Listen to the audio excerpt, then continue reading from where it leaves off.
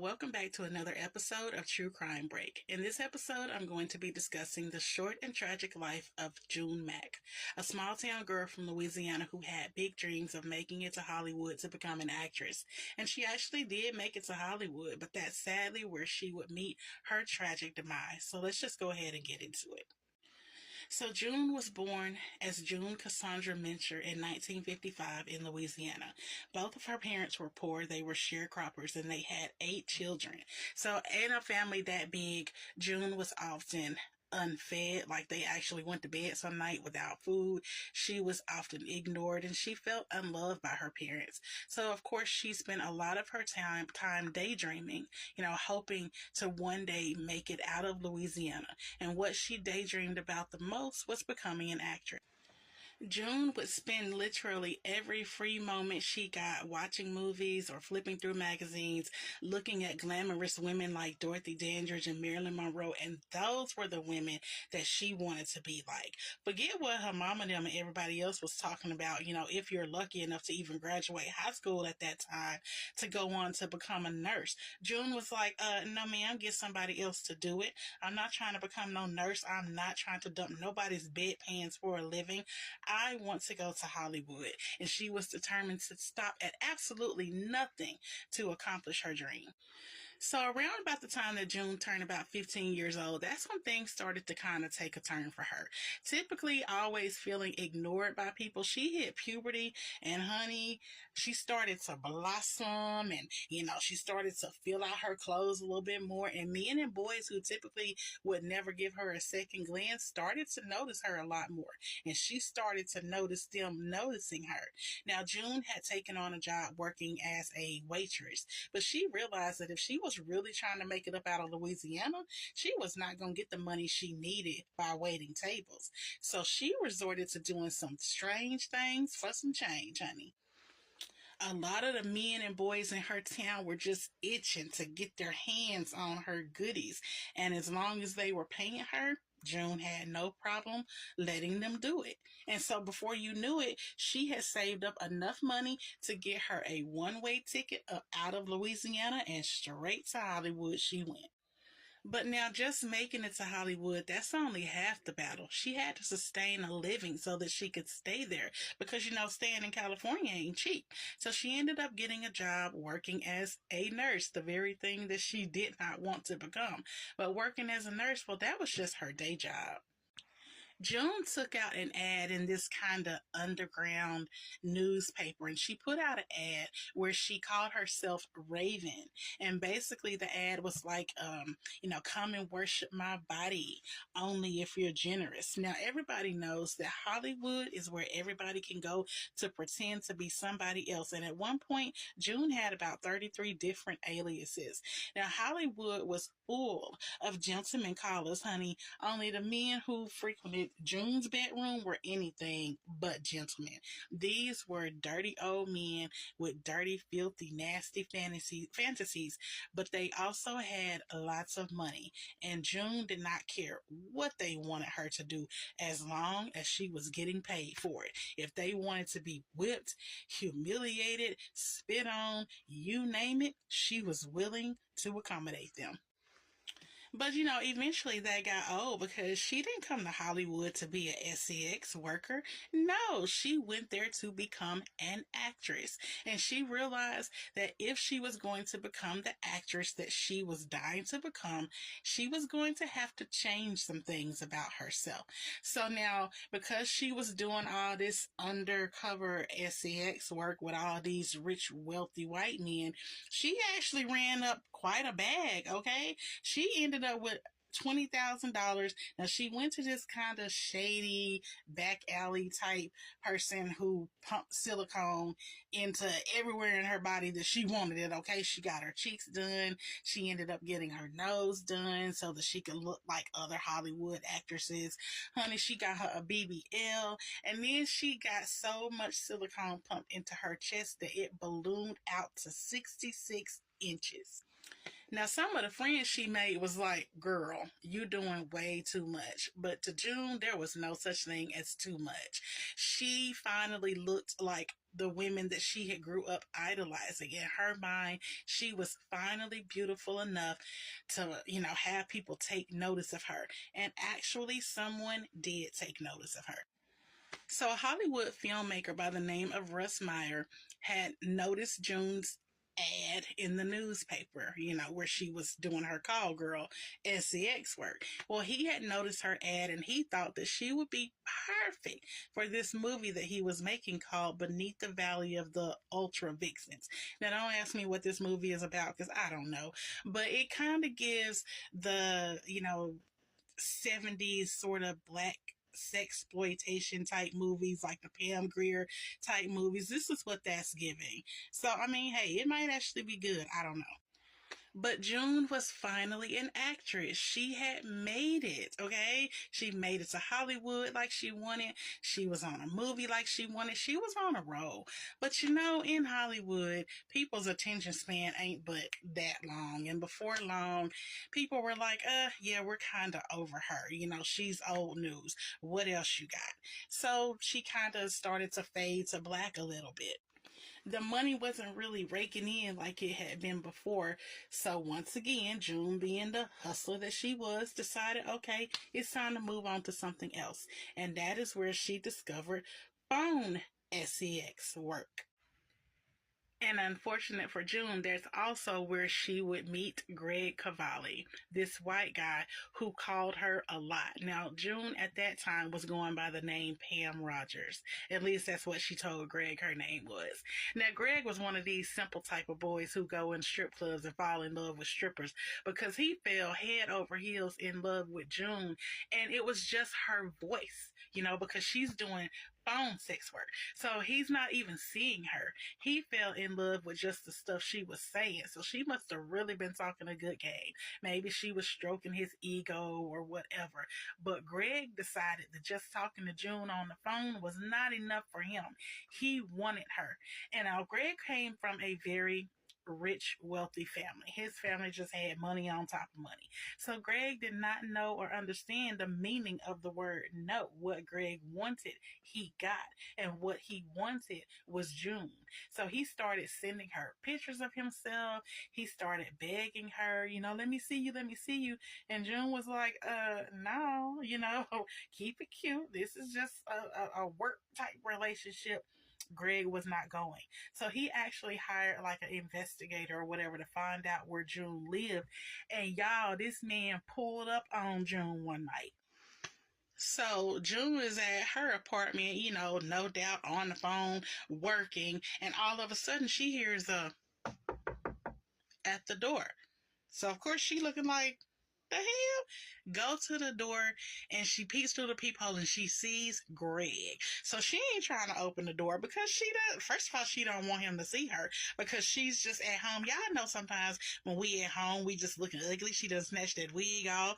Her straight back's probably looking a little crusty and dusty. She ain't trying to see this man. But Greg basically kicked the door in, okay, and bombarded his way into June's apartment.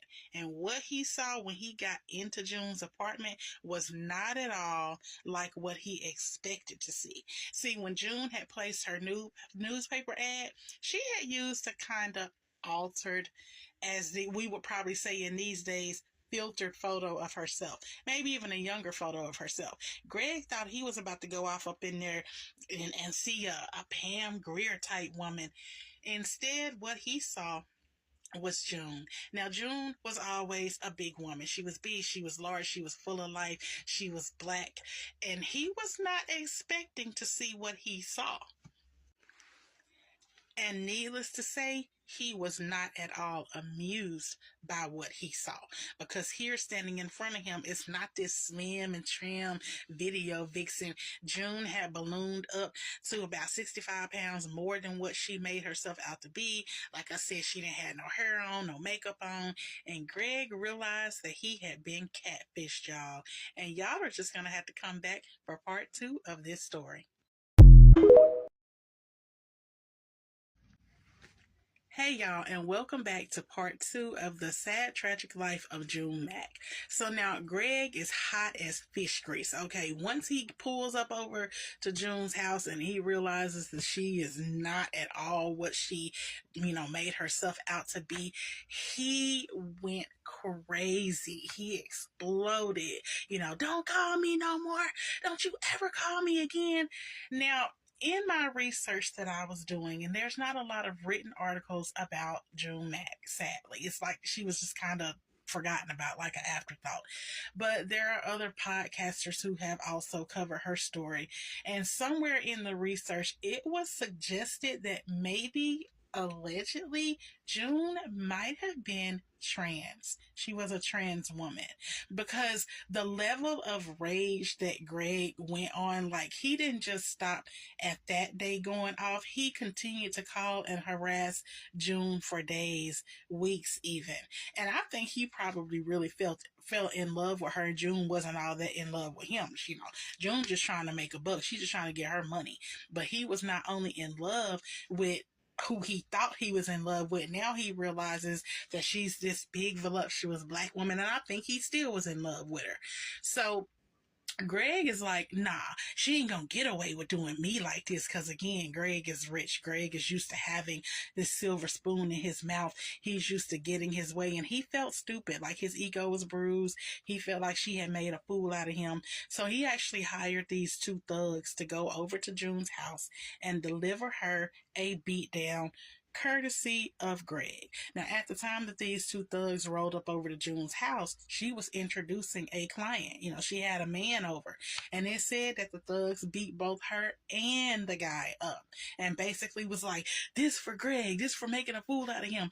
So again, it kind of makes me wonder, was there more to the story? Because who gets that mad just because somebody may have said that they weighed less than what they actually weigh, or they look different than what they look like? It made me wonder if maybe June hadn't in fact been a trans woman, because she hung out with other trans women, and her friends, one of her best friends actually, who testified in her trial after her demise, was a trans woman. The guy that was with her on the night that she was unalive was a gay man. So it's kind of making it seem like maybe that's the reason why Greg got so angry. And at some point, Greg had even made it out to be like June was like this big burly man that he was basically scared of.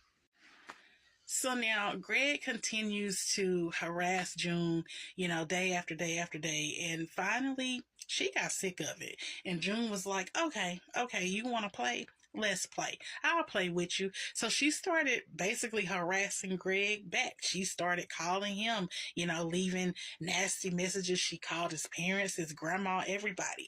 And of course, this is not sitting well with Greg, because who do you think you are? You know what I'm saying? Getting the best of me. And this is where things started to go downhill for June. On May 3rd, 1984, June and her friend Christian Pierce left her apartment late one night around 10:30 at night, going out to party. Now, it was said that June was wearing a, 80s style print dress, that she had on a tan leather jacket and her stilettos, because June loved her high heels, huh? So as they were walking down the street, they passed a guy leaning up against a car, kind of puffing his little cigarette or whatever. And of course, at first, they didn't think much of it. They thought, it's just a guy standing in the street or whatever. But then June turned back to look at the man, because she realized that she knew him. He looked familiar. Could it have been one of the thugs that Greg had sent to beat her up? Nobody really knows. But what it said is that June recognized that man, and honey, she took off, baby. They said she was running like Tina Turner was running through the traffic that day in her high heels. But unfortunately, she could not run fast enough to escape the gunman. Just as Christian turned around to sort of confront the guy, because he realized that June looked terrified, and then she just bolted. So of course, Christian realizes it has to be something with this man. So just when he turned around to ask the guy, what do you want? The guy pulls out his pistol. Now, Christian was actually shot once in the stomach, but Christian was not the guy's target. June was. So he chases June down, and in the end, she was shot several times. She was shot in the head, in the face, in the back as she was running, and then in her chest. Basically, he just sort of like emptied the clip. So luckily, Christian was still alive. You know, his wound was not life threatening. Now, police did decide to go and try to investigate. They went over to June's apartment, and what they found were all of her, her kinky sex toys that she used with her clients. They basically sort of just dwindled her life down to she was just a sex worker, a prostitute, and they didn't really put a whole lot of effort into really trying to solve her case or find out who did this to her. Now, there were two other eyewitnesses to the shooting, and they both said that the shooter was white male, that he had dark hair, he was maybe in his 30s, and that he had jumped into a Mustang convertible that was being driven by someone else. That's pretty much all the police had to go on. Now, eventually, Greg was arrested and charged with, unaliving June or having it done. But he basically tried to paint this story that June had been harassing him, that she was like a scorned lover, and that after he told her he never wanted to see her again after realizing he had been catfished, that she started basically stalking and harassing him. And again, because Greg was white and wealthy and June was black and pretty much a sex worker, whose word do you think they took? Greg gets off. And it was really sad because the jury only had Greg's word to go on because, June's not here to give her side of the story. Greg basically made it seem like not only was June harassing him on the phone, that she had torched his father's store, firebombed his car. Like, he really got on that stand and made himself out to be this innocent victim and basically painted June as basically deserving of what happened to her. It only took the jury 26 minutes to find Greg not guilty. And of course, he made this big show of breaking down in tears and saying how he was just so happy that the whole thing was over. He claimed to have been living his life in fear. Ugh, it's disgusting that there really was kind of no justice for June. At least not right away. In 1991, the owner of a security firm testified against two bodyguards who claimed that they were hired by Greg Cavalli to unalive June. 54-year-old Arthur Michael Pascal was eventually arrested and charged with having done this hit that Greg had put out against June. Police arrested him near his home. Arthur was charged with one count of murdering June, another attempted murder charge for her friend, you remember, because he was shot in the stomach, and also the judge also threw in some extenuating special circumstances, claiming that he had lied in wait to, get at June as she and her friend were walking down the street that night.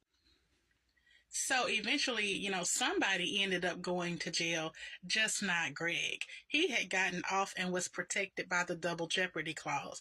Remember, he had already been found not guilty, and law says that he could not be tried again. So he got off in the end anyway. And unfortunately, this has been the sad, tragic life of June Cassandra Minscher, aka June Mack. See y'all next time.